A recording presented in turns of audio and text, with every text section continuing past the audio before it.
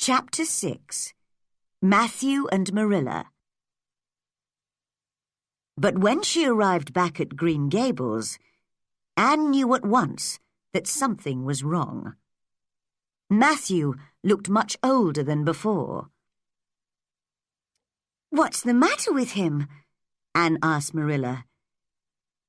"He's had some heart trouble this year," replied Marilla. "He really isn't well. I'm worried about him." "And you're not looking well, Marilla," said Anne. "Now you must rest while I do the housework." Marilla smiled tiredly at Anne. "It's not the work. It's my head. It often hurts behind my eyes. I must see the doctor about it soon. But another thing, Anne. Have you heard anything about the church bank?" "I heard it was having a difficult time." "All our money is in that bank. I know Matthew's worried about it." The next morning, a letter came for Matthew. Marilla saw his grey face and cried, "What's the matter, Matthew?" Anne, who was bringing an armful of flowers into the kitchen, saw his face too. Suddenly, Matthew fell to the ground. Anne dropped her flowers and ran to help Marilla. Together, they tried everything, but it was too late. Matthew was dead. "It was his heart," said the doctor, who arrived a little later. "Did he have any bad news suddenly?" "The letter!" cried Anne. "Shall I see what's in it?" "Oh, Marilla, look! The church bank has had to close down. Your money and Matthew's has all gone." Everybody in Avonlea was sorry to hear that Matthew was dead. For the first time in his life, Matthew Cuthbert was an important person. At first, Anne couldn't cry, but then she remembered Matthew's smiling face when she told him about the Avery Prize. Suddenly, she started crying and couldn't stop. Marilla held her in her arms, and they sobbed together. "Crying can't bring him back," whispered Marilla. "We'll have to learn to live without him, Anne." In the next few weeks, Anne and Marilla worked hard together on the farm and in the house. Everybody in Avonlea was very kind to them, but it was a sad time. One day Marilla said, "I'll miss you when you go to Redmond College, Anne. What are the other Avonlea students going to do?" "Some of them are going to teach, and some are going to stay at Queen's." "Gilbert's going to teach at Avonlea School, isn't he?"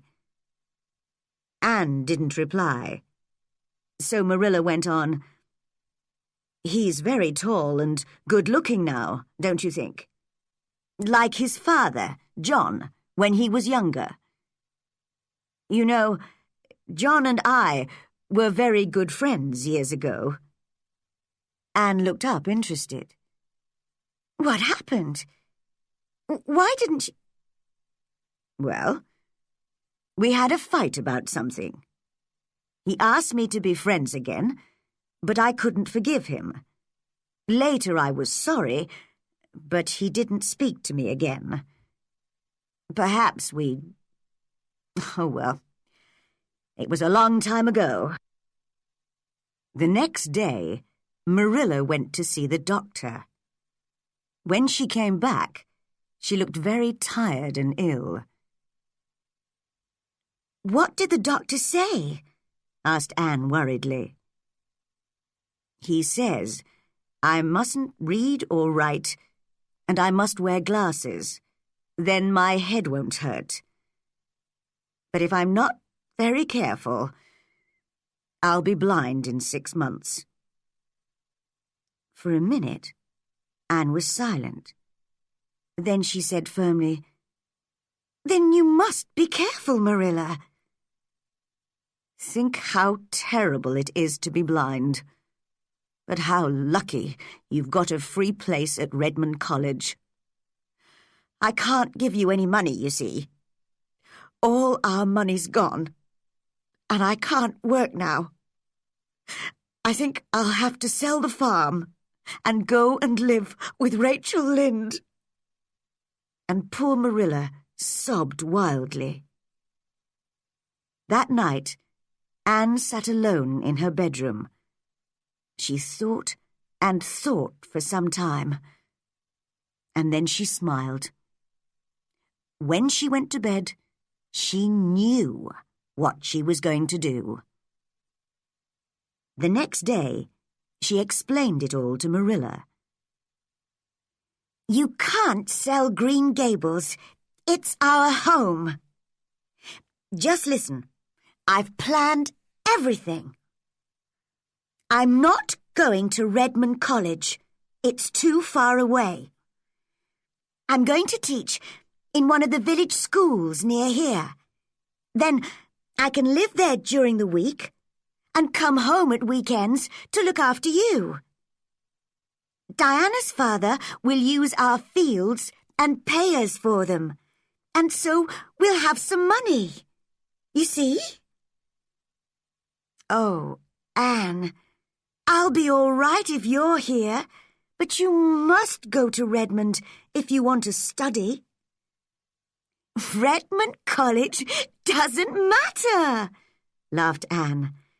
"I'm going to study at home in the evenings, and I'm going to be a really good teacher.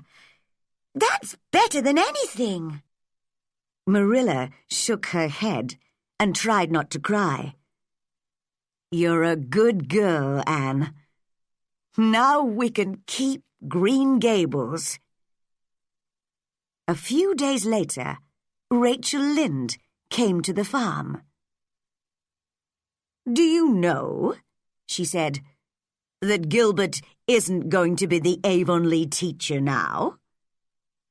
"Isn't he?" cried Anne. "Why not?" "When he heard that you wanted to be near Marilla, he decided to teach at a school in another village, so you can be the Avonlea teacher now." "Oh," said Anne, surprised. That's very kind of him." And that day, when she saw Gilbert by the river, she stopped him and held out her hand. "Gilbert," she said shyly, I want to thank you. It's very good of you. If I'm the Avonlea teacher, I can help Marilla much more at home." "I'm happy to help you, Anne," said Gilbert. He smiled and held her hand firmly. "Are we going to be friends now? Have you forgiven me for calling you carrots?" Anne laughed. "I forgave you a long time ago." "I'm sure we're going to be very good friends, Anne. Can I walk home with you?" And when Anne came into the Green Gables kitchen, Marilla said, "You look very happy, Anne. Was that Gilbert who was with you just now?" "Yes," replied Anne, her face red. "Gilbert and I've decided to be friends. Oh, Marilla, I think life is going to be good for all of us. We'll have to work hard, but we'll be happy. And we'll keep our dear old Green Gables. What could be better than that?"